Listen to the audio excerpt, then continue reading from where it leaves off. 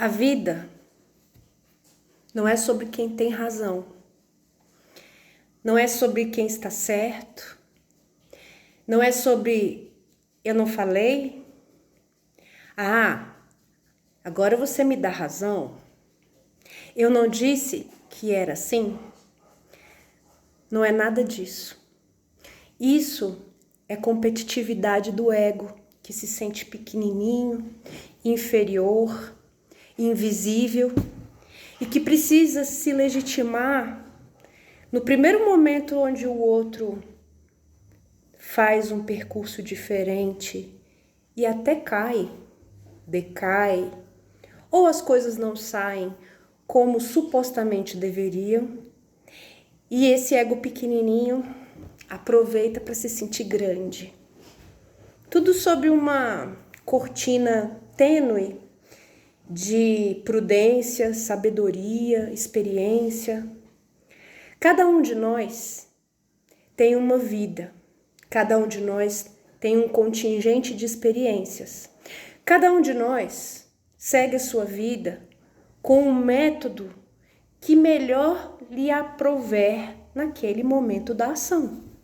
Cada um de nós tem um projeto invisível nessa trama misteriosa chamada vida, onde esse trajeto, ora consciente, ora inconsciente, traz pra gente o aprendizado.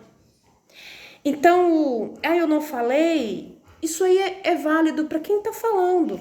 Quem está falando tem suas experiências, tem a sua sabedoria, tem a sua riqueza. Para outra pessoa, isso daí não tem tanto significado. A gente respeita, porque afinal de contas é a experiência do outro. Mas a experiência do outro não necessariamente vai ser a mesma nossa experiência. Viver bem, viver feliz, é respeitar isso. É não entrar numa competição inconsciente. Muitas vezes a gente inconscientemente se compara, a gente inconscientemente subjuga o outro. Porque é claro que isso é inconsciente, porque se fosse consciente a gente não faria. Então muitas vezes as nossas sombras, aquilo que a gente guarda dentro da gente e não quer encarar, ou não consegue encarar, ou não está disposto a encarar, a sombra fala mais alto. Daí a gente compete, a gente se sente inferior, a gente se sente para baixo, lá na portinha do quartinho de despejo.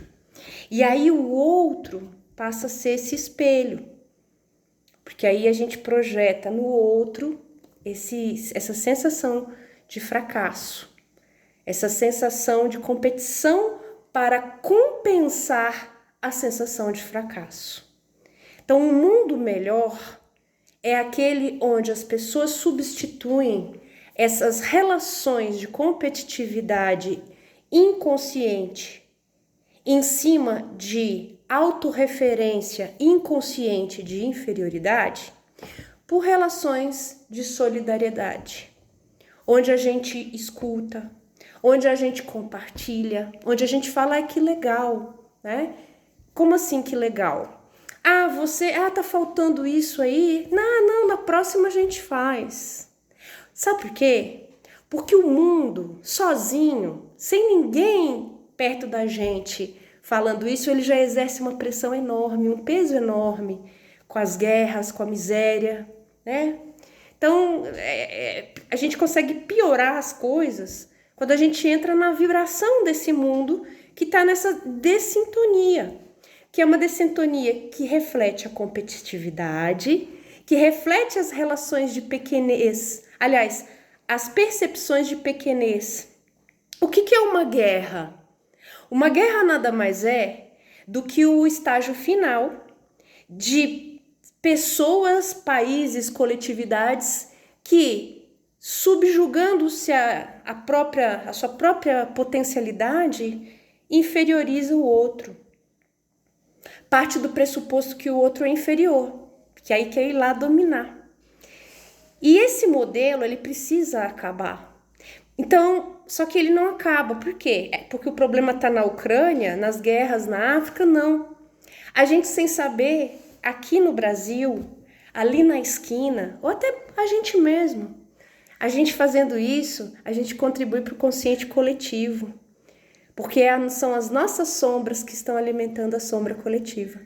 Então, o recado de hoje aqui é: cuidado com a sua sombra, recolhe a sua sombra, respeite a sua sombra, acolha a sua sombra, descubra a sua sombra e lide bem com ela, para que você não projete nas outras pessoas essa sombra e você não fique você mesmo nela infinitamente. Um beijo grande, pessoal, essa reflexão de hoje. Lembrando que lá no Instagram, também hoje eu postei uma reflexão sobre prosperidade, escassez e gratidão. Um grande abraço.